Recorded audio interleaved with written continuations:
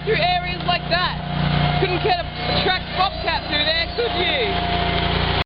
Now that we stopped the machine, I'll give you an overview of it and some of the things it can do on the controls here. So these are your two main drive controls. You push both of them forward for forward action, pull both of them backward for backward action to turn, like let's say I want to turn left there, push this left to go forward left, and pull this backward to go backward left, push this, and the same here, push this right to go right, to turn forward right, and same there. These controls here, this is your arm, this will show you. So your arm, pull it back to raise the arms, push it down to lower the arms. This is your bucket tilt, so pull back to pull back on the bucket. Sorry about the excavator starting in the background. Push it forward to, well, obviously, dump the bucket. Now for controls here, this is your rabbit control, or, well, two-pump control, because Dingo has got a unique two-pump hydraulic system with a big pump and a small pump. So, like when the pump select is in the rabbit position, which it is now, this means that the big pump is powering the wheels and the arms, like for digging speed. Sorry about the excavator in the background, sorry. Like this is selected when ground speed and lifting power is important, but when the turtle position is selected, which it's selected now, the situation is reversed. So the small pump is now powering the wheels and arms, and the attachment, in this case the 4-in-1 bucket, will be powered by the big pump. And this position is selected for ground speed in digging applications where ground speed isn't so important, like when trenching or post hole digging. But in this kind of situation, we need it in the rabbit position for the job we're doing. This is your oil flow attachment. So with the 4-in-1 bucket here, like to open the bucket, I push it forward. I push this lever forward. To close the bucket, I pull it all the way back, and then, like when it's all the way closed, you put it in the middle, neutral, and that's also the position you require when starting the machine. And this is your flow divider, and the purpose of the flow divider is basically, like let's say I'm trenching on the Dingo. When the trenches reach the depth you require, move the flow divider all the way to there, and that will divert all the power from both pumps to the trencher. And then when you start pulling backward, because when you're trenching, you always dig away from yourself. You just move it very carefully like that until the wheels reach a good trenching speed. And also, if you're wondering what the heck this thing here is, it's actually a lock piece, security lock, so that when we leave the Dingo here, which we will be in a minute, to go to the dump, to dump our load, we can lock the Dingo up so that no one tries to take it, because if someone gets onto the Dingo and hotwires it, they won't be able to move very fast because of this security feature. And it's actually an add-on piece, okay? It didn't come with the machine. My dad added that on. So that's everything there. Now let's take a look at the motor. This is actually a replacement motor, as I said in another video, because the old one, the first motor we had, my dad forgot to put oil in it on a job and it blew up on the inside. So this is obviously your key start. That's the choke. I'm sure some of you will know what the choke is, and that's like your motor power. That's minimum and max. It's so much easier to use than the old one. And I can't see how many hours this thing's got on it. I'm sure I'll be able to. And I'll show you here. Safe working load, need to show that. 250 kilograms. Remember, this is the 1995 model, and now I'll show you how you change attachments. The way you change attachments on the Dingo, I'll show you properly soon, but the way you change them is you flip these pins. For all of them, absolutely no lifting or muscle work is required. Simply flip those two pins, and then unplug those two hoses, because we got the 4-in-1 bucket on. Then what you do is just tilt the bucket down while going backward, and the attachment will be off, and you'll end up with that complete plate. And to put an attachment on is the situation's reversed. You basically tilt down, go forward in and lift the arms when that piece is in the bucket. I hope you're understanding here. Then crowd back and lift the arms at the same time. And when you've done that, you can turn the pins to their lock positions.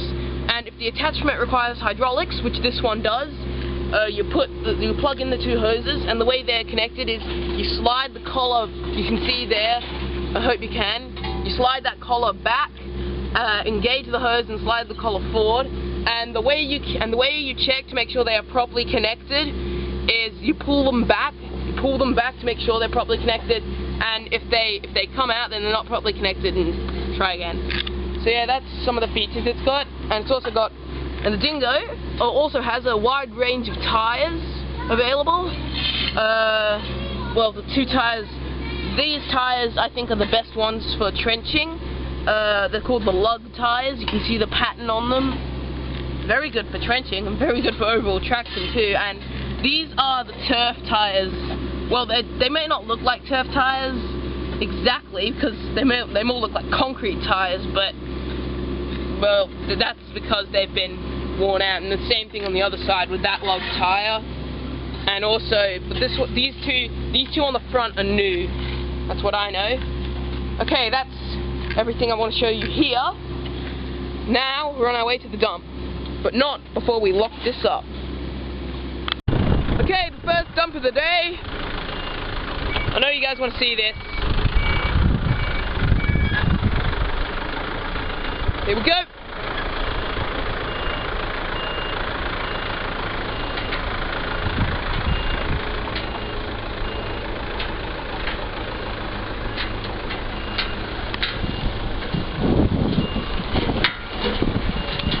Oh, it's dust everywhere. Oh! Back up.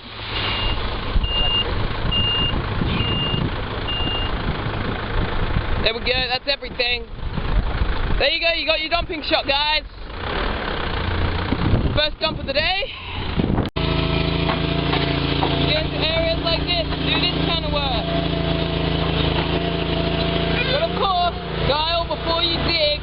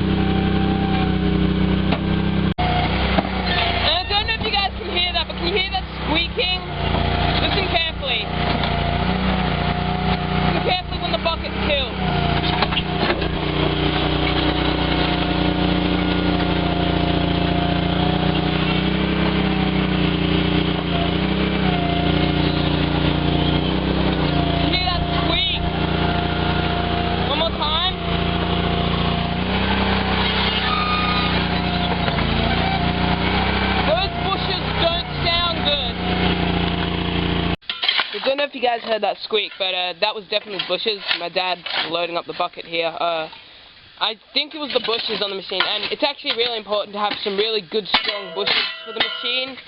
I know that the bushes on the arms here, and they have been changed many times over. And I think when they're squeaking like that, that means they need to be replaced. And they seriously do need to, because that squeaking is horrible. But when it all comes down to it, here's where the machine really helps in its sole main purpose.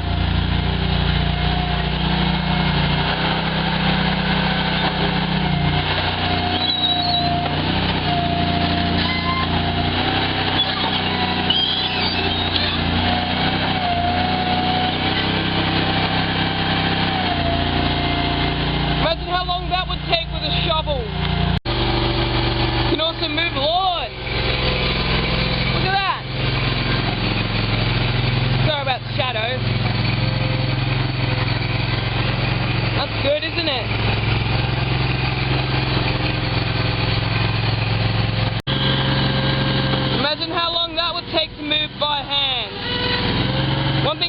can never move that amount of lawn with a wheelbarrow. And we're having another break now because the Dingo's just run out of petrol and my dad's gone to go get some more.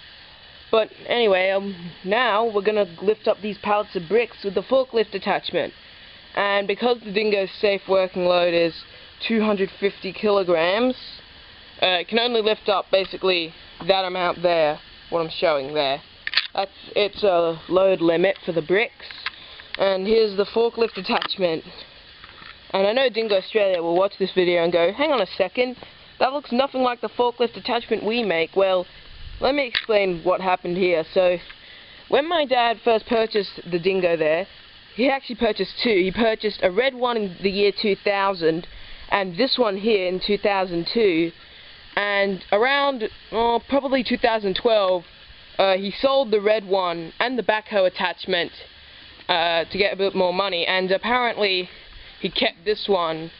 But when he got them in like 2002, he found out about all the other attachments and all. Like, he got the hydraulic ones, like the post hole digger, the trencher. The leveler actually came with this one in 2002, but this one actually, when it came with the leveler, it was green. Yeah, the leveler was green. So, Dingo Australia, if you're watching, can you explain that for me? Please? But when my dad got this one, he found out about all the other attachments. He didn't want to have to buy them from Dingo Australia because he was a little bit on a budget. So he decided to just make some. He made the leveler. He actually had two levelers. He made one before he got this one, and he also made that forklift attachment there. And I think he also made the tow bar as well for the multi-purpose tool. But that's why Dingo Australia, I'll explain that. That's why the forklift looks nothing like the forklift you make, but it's still a forklift though, and it's actually pretty good. And it's going to be used to move these pallets of bricks, which I will show in a sec, and I'll also show the attachment being changed. But of course, before we get going, we've got to give it a quick refuel, and because this is the petrol model, this means it goes for fuel a bit quicker, but hey, it's still a useful model. So we flip those pins, and then unplug the two hoses. Always remembering, you join them together to keep the couplings clean.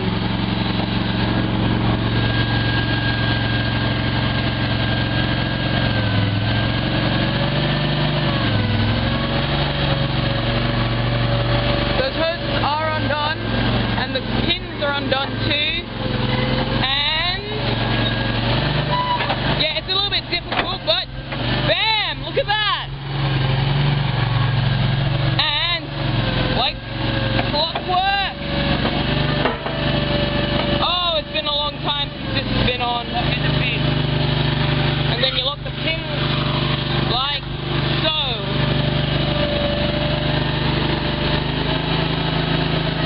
And I will show one pallet being lifted.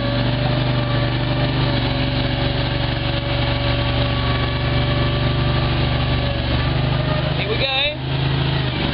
Careful, you don't want to break them.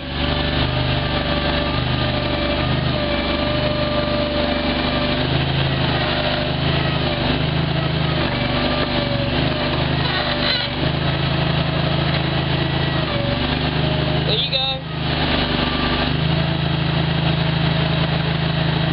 There you go, you've seen the pallet.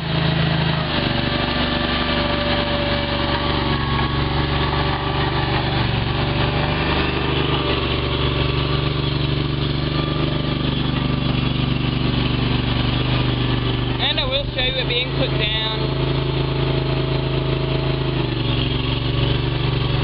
There you go! Your wish is granted. But there are cases of a little too heavy. The Dingo's struggling to pick that load up because its safe working load is 250. That is just a little too heavy for it, unfortunately. But loads like that, it's easily doing. So we've just found out the Dingo has limits, or at least the 1995 model. That is just about its limit. So that amount of bricks there, in a sense, this here is its limit. So I'll let you see there. That is the Dingo's limit right there. That's all it can carry. And I'll show show you where we're dumping them.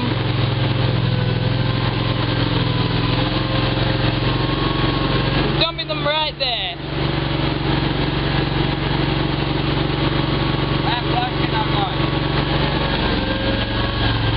Oh, stop, stop, you hit the concrete. That's not good, you don't want to hit concrete.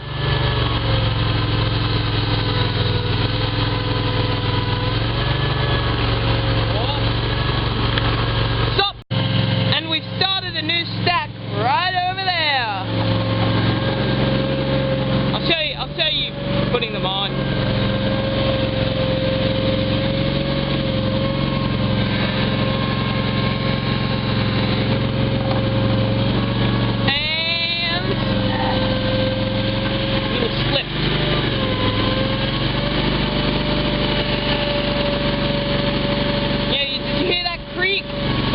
Are not well whatsoever.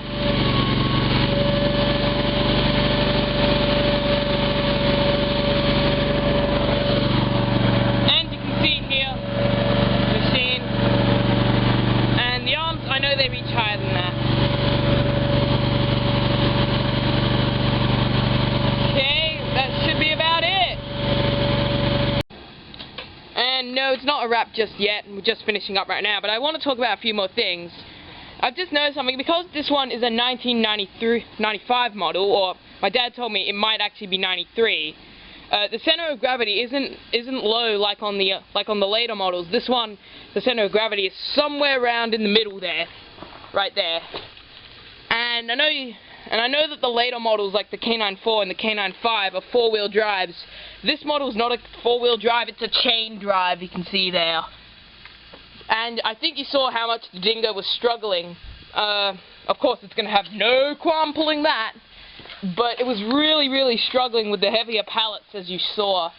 But it still got there in the end, but really, the weight where the machine is needed is really here on the operator's platform. I understand now why my dad needed me every once in a while when he was driving it, because he'd need me for the extra weight. But yeah, that's just about a wrap, folks. And before we finish up, I will show you the attachment change again. And here's how you change back to an attachment. Unlock the pins, as my dad thankfully shown. Didn't get it too well in the last shot. Then you, well, this will explain for itself. Bye-bye, forklift.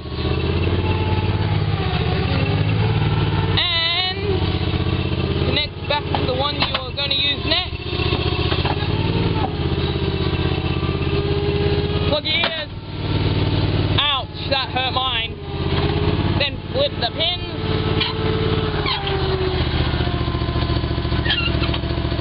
It's squeaky. Then connect the hoses again by sliding the collar back, engaging, and sliding the collar forward again. And bam! How simple is that? On your way to the next job. Well, in our case, we're not going back to another job because it's the end of the job. We're just finishing up. And one last shot of the bucket opening and closing for you. There you go, time to pack up. Okay, it's the next day and, well, we're back at work now. Well, I said it was a wrap last time, but we're back at work and you see that white patch there? That is concrete. The Dingo will dig through that too. And I know that because I saw a piece. I saw a piece somewhere there. We're digging up concrete, folks. Yep, there's a piece. The Dingo will dig up concrete too. You watch. I'll try and capture it.